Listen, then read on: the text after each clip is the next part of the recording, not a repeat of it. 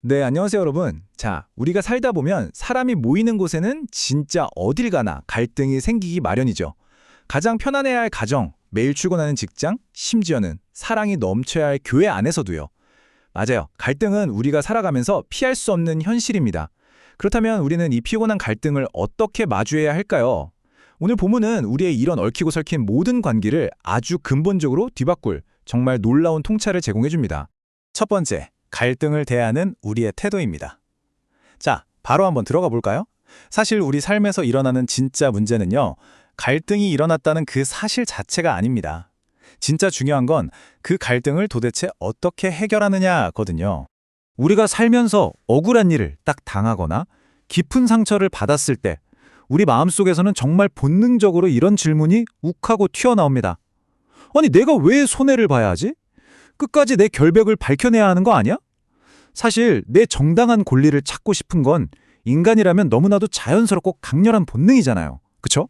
그런데 바로 이 지점에서 아주 거대한 패러다임의 충돌이 일어납니다. 세상은 늘 우리한테 이렇게 말하죠. 무조건 이겨라. 수단과 방법을 가리지 말고 절대 손해보지 마라. 지는 건 곧 실패다. 이렇게요. 하지만 성경은 이와 완전히 다른 이야기를 펼칩니다. 오늘 본문을 보면 세상의 지혜와는 철저하게 다른 그야말로 전혀 새로운 기준을 우리에게 제시하고 있거든요. 두 번째, 승리보다 중요한 공동체입니다. 성경의 이 독특한 방식을 제대로 이해하려면 먼저 1세기 고린도 교회의 시대적 배경을 잠깐 살펴볼 필요가 있어요. 당시 헬라 문화권 사람들은요, 사람들 앞에서 공개적으로 논쟁하고 재판하는 걸 마치 스포츠처럼 즐겼습니다. 그러니까 누가 더 논리적으로 상대를 짓누르고 이기는지를 막 자랑하는 그런 문화가 불행하게도 교회 안까지 아주 깊숙하게 침투해버렸던 겁니다. 성경은 당시에 이 충격적인 상황을 이렇게 기록하고 있습니다. 고린도전서 6장 1절. 너희 중에 누가 다른 이와 더불어 다툼이 있는데 구태여 두리한 자들 앞에서 고발하고 성도 앞에서 하지 아니하느냐. 한번 생각해 보세요. 고린도 교인들은 나중에 온 세상을 심판할 아주 거룩한 부르심을 받은 성도들이었거든요. 그런데 이분들이 정작 교회 안에서 생긴 그 작은 다툼 하나를 은혜롭게 해결하지 못한 겁니다. 결국엔 믿지도 않는 세상 사람들 재판장 앞으로 자기들의 영적 형제들을 멱살 잡고 끌고 갔던 거예요. 바울은 이걸 보고 정말 경악을 금치 못한 거죠. 여기서 핵심은 단순히 세상 법정에 가지 마라 같은 어떤 법적인 규칙을 말하는 게 아닙니다. 진짜 문제는 그들의 마음속 깊은 곳에 있었어요. 교회 안에서도 세상 사람들하고 똑같이 과연 누가 승리자인가? 여기에만 꽉 꽂혀 집착했던 겁니다. 여러분, 교회는 경쟁하는 곳이 아니잖아요. 한 몸으로 부름받은 가족입니다. 그런데 그들은 관계가 깨지든 말든 그 관계가 살아남는 것보다 개인의 그 알량한 자존심을 지키는 걸 훨씬 더 중요하게 여겼던 겁니다. 세 번째, 내 권리보다 십자가입니다.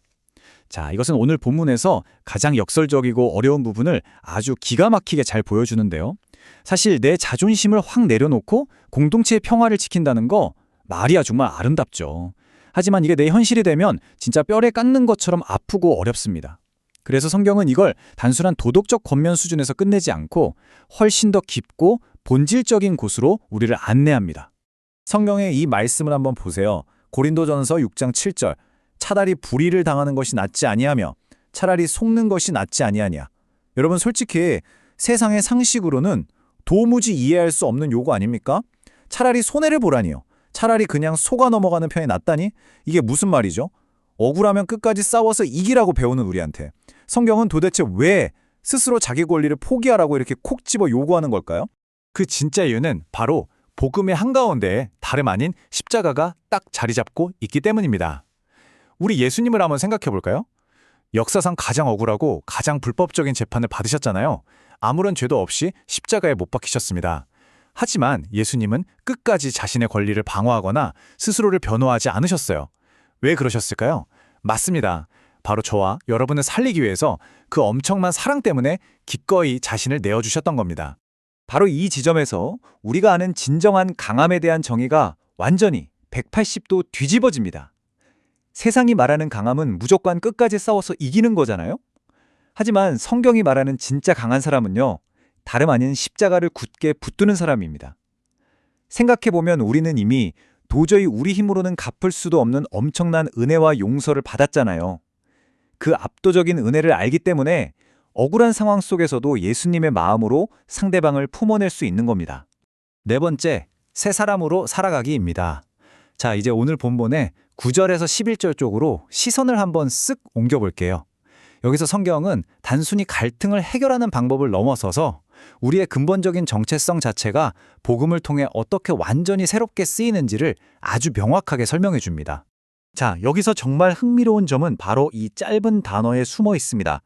있더니 성경은 과거 우리의 온갖 이기적인 죄의 모습들을 쭉 나열한 다음에 너희 중에 이와 같은 자들이 있더니 라고 아주 명백한 과거형으로 선언해 버립니다. 예전에는 우리도 그렇게 내 중심적으로 이기적으로 살았지만 그것은 철저하게 지나간 과거일 뿐이라는 뜻입니다.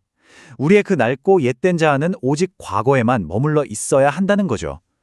이어서 성경은 놀라운 변화의 3단계를 제시하는데요. 바로 씻음, 거룩함, 그리고 의롭다 하심입니다. 물론 오해하시면 안 되는 게 이게 우리가 자고 일어났더니 하루아침에 완벽한 사람이 됐다는 뜻은 절대 아니에요. 우리의 신분 그리고 정체성 자체가 근본적으로 완전히 다른 사람으로 세팅이 바뀌었다는 뜻이죠. 즉, 복음을 믿는다는 건 갈등 상황에서 우리가 말하고 관계 맺고 다른 사람을 대하는 그 모든 방식이 예수님을 닮아서 근본적으로 새롭게 변해야 한다는 걸 의미합니다. 자, 드디어 마지막 5번째, 복음은 관계를 어떻게 바꾸는가입니다. 이제 조금 정리가 되시나요? 오늘 본문은 그냥 단순하게 자자, 교회에서 싸우지 마세요 하는 얄팍한 표면적 규칙이 결코 아닙니다. 오히려 복음의 그 깊은 은혜가 사람과 사람 사이의 관계를 어떻게 그토록 근본적이고 생명력 있게 확 바꿔놓는지를 보여주는 정말 엄청난 계시인 거죠. 오늘 우리가 나눈 내용을 한눈에 싹 정리해 볼까요? 옛사람의 방식은 철저하게 자기중심적이고 쉽게 분노하고 오로지 이기는 것에만 집착합니다. 전형적인 세상의 방식이죠. 하지만 새 사람의 방식은 완전히 다릅니다. 내 권리보다는 공동체와 십자가를 먼저 생각하고요. 복수하는 대신에 용서를 선택합니다. 우리를 영원한 죽음에서 살려내신 예수님의 그 엄청난 은혜, 그 은혜는 이제 성경책 안에만 갇혀 있는 게 아니라 우리의 아주 일상적이고 치열한 관계 속에서 생생하게 증명되어야만 합니다. 자, 이제 마지막으로 여러분의 일상에 아주 깊은 울림을 담길 질문 하나를 던지면서 마무리하고 싶습니다. 여러분은 지금 무엇을 지키려 하십니까? 당장 내일 가정에서 가족들이랑 팍 부딪히거나 직장이나 교회에서 마찰이 딱 생겼을 때 여러분은 과연 무엇을 선택하시겠습니까? 나의 그 알량한 자존심입니까? 아니면 묵묵히 십자가를 지셨던 예수님의 마음입니까? 세상의 그 뻔한 이기는 방식이 아니라 기꺼이 나를 내어주어서 관계를 싹 살려내는 복음의 방식을 당당하게 선택하시는 여러분이 되기를 진심으로 응원합니다. 끝까지 함께해 주셔서 감사합니다.